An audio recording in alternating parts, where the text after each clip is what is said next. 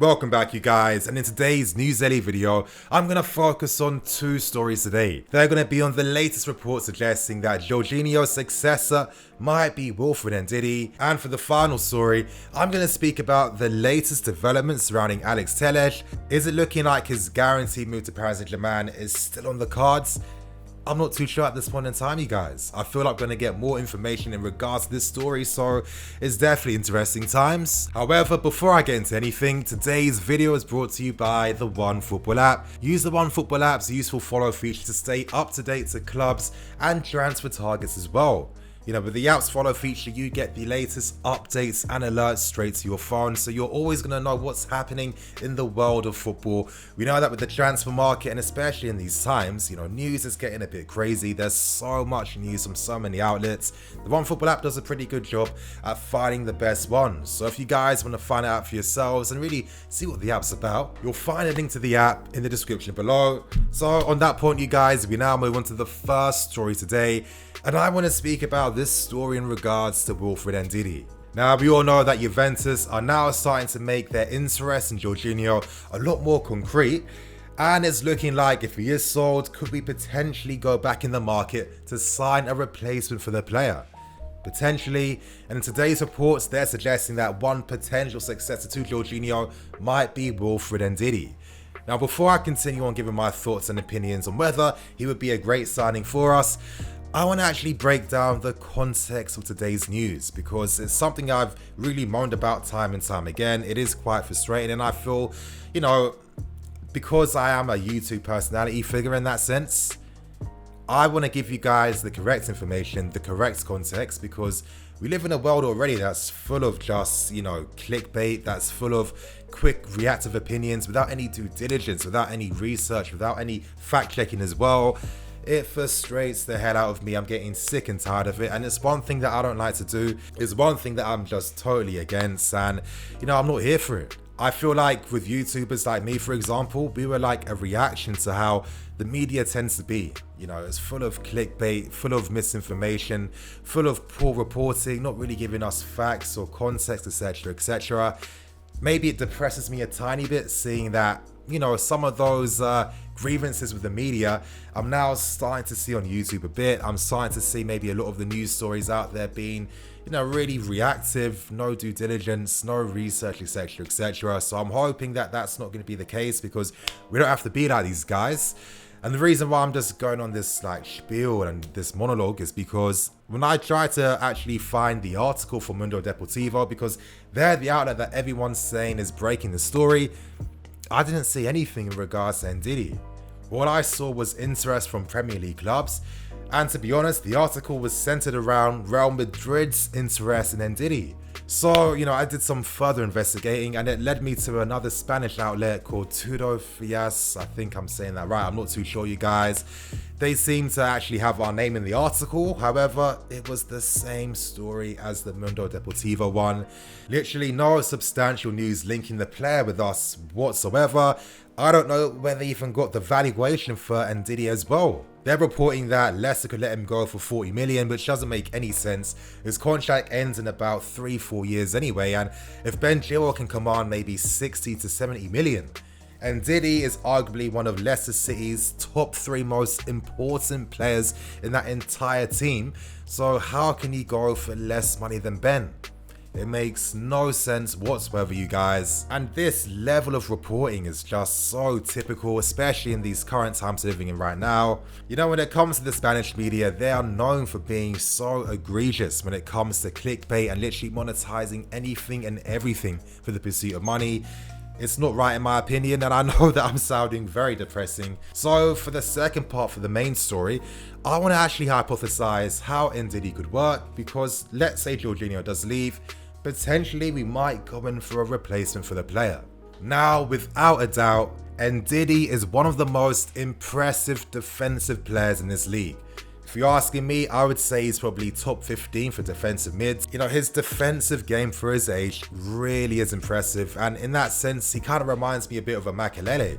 His ability to just position himself perfectly, his ability to sense the danger, to read the danger. He knows how to block off the passing channels too. He knows how to close his man down and win tackles cleanly and efficiently by not giving away silly fouls in his own half. You know, he covers the shadows very well. He understands tactics very well as well. You know, this guy is an incredible defensive midfield player. For the Leicester City team where, you know, they tend to focus their passes through the middle, you know, he's been the perfect protective figure for the midfield players. We know how they use Maddison and guys like TELLES and etc. in midfield, so Ndidi plays behind them, basically screening that defense behind him, and that's really where Ndidi excels. Now, when it comes to comparing the defensive stats of him and Jorginho, you know, it's not even a debate. It's not really even a battle. Ndidi is clear in those defensive stats. However, my only issue I have with Ndidi is his passing game. Now, that's not to say that it's not good enough. I just mean for how we play. And I think this is one thing that we consistently forget about. When it comes to players we're being linked with, the players that we want us to sign, we have to think about how they're going to fit in with our tactics, our system, and what Lampard wants. We know that with our midfield, it's very important that they're able to play out from the back because we like to invite a lot of pressure into our half. We've had the midfield players capable of beating the press, playing passes between the midfield lines as well, and helping us kickstart attacks. For me, is Ndidi that profile of midfielder? I'm not too sure. That isn't me saying that he isn't good enough, because no. I'm always constantly vouching and saying that, listen, players fill different roles for different tactics. That's how you need to look at players. That's how you actually strengthen a team and take your tactics and your game plan to the next level. We prefer to focus our build up down the flanks, unlike Leicester City, who tend to play with a lot more narrowness. And with Ndidi, he's not really in that team to help them play out from the back, to play those passes between the lines. I'm not saying that he can't do that whatsoever.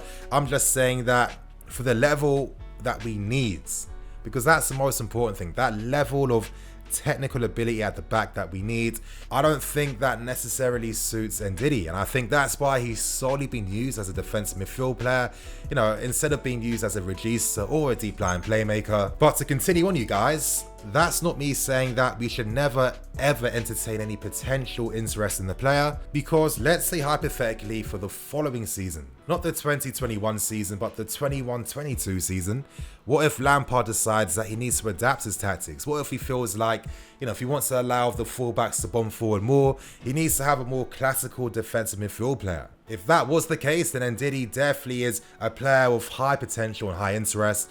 And one more thing about the player is that he's developing. I've mentioned his passing game, but this is something that he's really improving a lot with Leicester City right now. And for me personally, before the player thinks about moving on right now, why not fine-tune that part of his game first, where he's able to play week in and week out, to put the player in a better position for any potential future transfers. You know, I think Ndidi is a special player, and it's quite exciting to see how he could develop with one more season of football at Leicester City. I say this because we've seen examples of Ndidi getting pressed and closed down to his weaker foot, and we've seen him lose the ball time and time again in his own half. You guys know how we play. We've seen it time and time again this season. The last thing we need is a midfield player losing possession of the ball in our own half. And to give you guys an example, look at one of the earliest games of the season at home against Leicester City. Mason Mount scored a goal where he dispossessed Ndidi on his blind sides, and he was able to profit from that. For a top 4 team like us, you know, we can't afford to have that type of risk in our midfielder. But as I stress, he is improving his overall game. He is improving on that aspect of his game, so I like to see him for another season before it comes to thinking about making a move for the player. But anyway, you guys, that's only my thoughts and opinions. I'm not here to impose anything on you guys, so in the comment section below, if you disagree with me, I'd be interested to read why. And I'm just interested to really get the general vibe from you guys in regards to this story. But now we move on to the second report and the final report, and it's in regards to Alex TELLES. Now, as you guys can see on screen, this story is coming from Le 10 Sport via Tutto Sport, and it is an update on the Alex TELLES saga. Now, of course, we know that Paris Saint-Germain have been speaking to TELLES and his entourage, and it seems like they could be leading the race at this point in time to sign him officially. However, some interesting news has come out over the past few days. I'm going to read it out for you guys. The problem that Leonardo and Paris Saint-Germain in this case has a name. That's us. The London club have been working on Alex TELLES for longer than Paris Saint-Germain and therefore seem to have a good lead. According to information from Tuttosport, new contacts have taken place very recently between the entourage of the player and us. The discussions would always advance a little more, and if Paris Saint-Germain remains in the race, things would quickly spoil it for the next few days. So again, you guys, it seems like there could be more life to this Alex TELLES story. It does not surprise me whatsoever. At this current point in time in the market, the club are assessing and starting to make official contacts and approaches for players on the shortlist.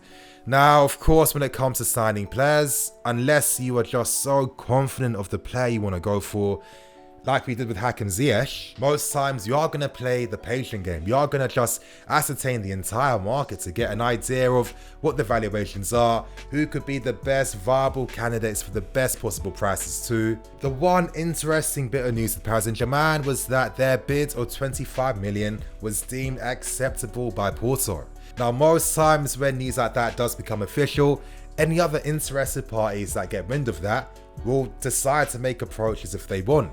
So it seems like in our case, we have taken advantage of that. With us, when we were negotiating with Porto, they weren't telling us that we could sign it for 25 million. That seems to be all of Paris Saint-Germain's hard work that went in to get the price down to that valuation. So, great for them for helping us out. And at this point in time, it brings us back to level 0 again. We don't know what left back we're going to sign. I'm not even too sure the club right now have a 100% idea of the left back they are going to sign. I think there are going to be so many factors that are going to dictate the final signing we do make. And this will be interesting to see what happens in the end. You guys still know that the left back that I want us to sign would be Tagliafico from Ajax. However, as I keep stressing every single time, the standard of quality that we're being linked with at left back is very high. So many players that I do like, where if we didn't sign Tagliafico, I'm not going to be upset because the other options have their own merits, and most importantly, they suit the tactical demands that Lampard would want. So on that point, you guys, that's going to be today's news story wrapped up. Some disappointing news, some interesting updates. The market's going to be pretty crazy this year. That's what I'm really predicting. And on that point, I'm going to wrap things up and keep things moving. Now, I'm going to let you guys know there is going to be a live stream Q&A later tonight between 7 and 8 p.m. So stay tuned for that. I'm going to announce that on my community page later. And I'm going to wrap things up. Thank you for watching. I'm Ndidi FC. This is Blue Lions TV. See you guys later with some more videos.